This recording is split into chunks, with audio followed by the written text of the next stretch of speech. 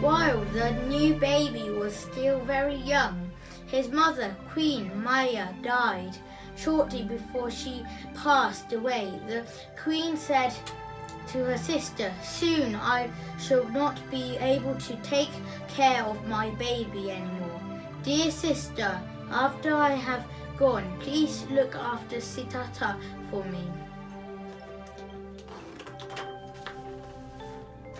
Her sister promised that she would. She loved the little prince very much and brought him up as if he were her own child. The prince grew into a bright, handsome and kind-hearted boy. His father, the king, arranged for him to be educated by the best teachers in the kingdom, and very quickly he showed his remarkable intelligence. After the first few days of classes, the teachers reported to the king. "Your Majesty," they said, "the prince does not need us anymore. After only a few lessons, he has learned everything we have to teach him. In fact, he has taught us a few things that we ourselves never knew before." Hearing this, the king's pride in his son grew even greater. "With this intelligence, my son will certainly grow up to be a wise and powerful king," he thought, and this made the king very happy. But there was something else about this boy that was even more remarkable than his intelligence. He had a very kind, gentle, and loving nature.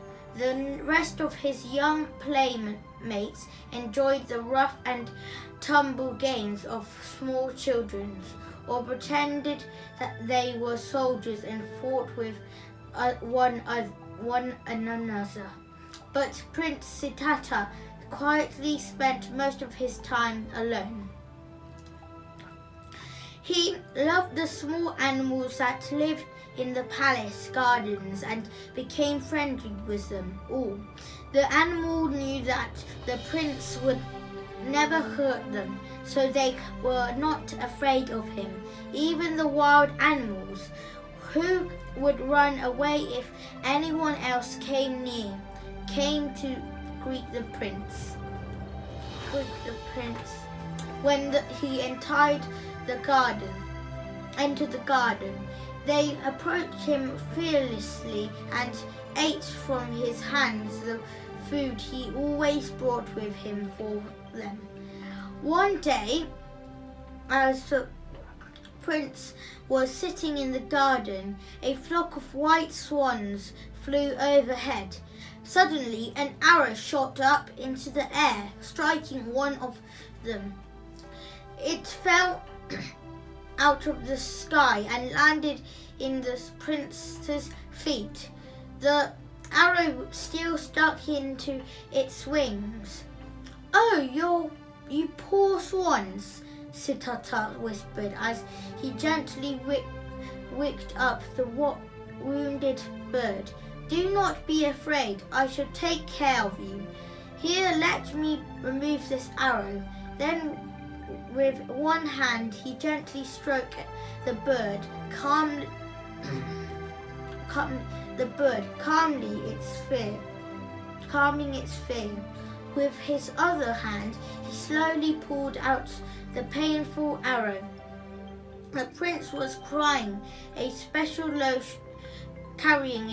lotion with him and softly rubbed it into the bird's wing, all the time speaking in a low, pleasant voice so that the swan would not become afraid.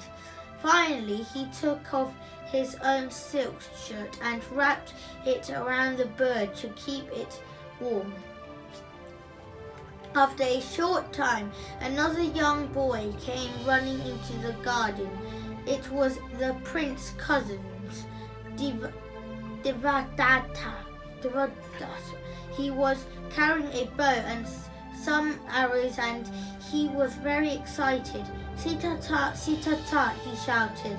"Great news! I got a swan. You should have seen me. I hit it with my first shot. It fell down somewhere near here. Help me look for it." Then Devadatta noticed one of his arrows, with blood still on its tip, lying on the ground near Siddhartha's feet. Looking closer, he saw that the prince was holding something in his arm and realized it was the swan he was searching for. "Hey, you took my swan," he yelled. "Give it back to me. I shot it and it's mine." Devadatta grabbed at the bird, but Siddhartha held on to it, keeping his angry cousin from even touching the injured creature. "I found this bird lying here bleeding," the prince said firmly, "and I don't plan to give it to anyone while it is still wounded." "But it's mine," shouted Devadatta. "Again, I shot it fair and square, and you've stolen it from me. Give it back or I'll take it back." The two boys stood arguing like this for some time. Devadatta was getting angrier and angrier, but Siddhartha refused to give him the swan. Finally, the prince said, "When two grown-ups have a crowd like this, they settle it in court, in front of a group of wise people. Each one explains the story of what happened. Then the wise people decided who it is right. I think you and I should do the same." Devadatta did not like this idea very much, but because it was the only way he could get the swan back, he agreed. So the two of them went to the palace and appeared in front of the king and his ministers. The people at the court smiled at each other when they heard what these the two children wanted to think. They said that they want to take up our time over a mere bird. But the king said, "Both Siddhartha and Devadatta are royal princes, and I am glad they brought their quarrel to us. I think it is very important that as future rulers they become used to the ways of this court. Let the trial begin." So in turn, each of the boys describes what happened. Then the ministers tried to decide which boy was right and should therefore have the swan. Some thought Devadatta shot the bird, therefore it should belong to him. Others thought Siddhartha found the swan, therefore it should belong to him. And for a long time the ministers talked and argued about the case. Finally, into the court came a very old man, whom no one remembered ever seeing before, but because he looked so wise, they told him the story of the boys and their swans.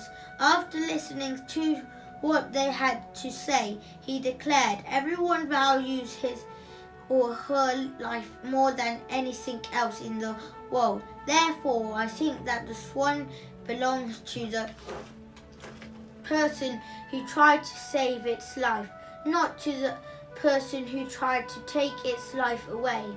Give the swan to Siddhartha." Everyone agreed that what the wise man said was true, so they decided to let the prince keep the swan. Later, when the king tried to find the old man and reward him for his wisdom, he was now here to be found. This is very strange, the king thought. I wonder where he came from and where he went." But no one knew. This was just one of the many unusual things that happened concerning the prince, so many people thought he must be a very special child indeed.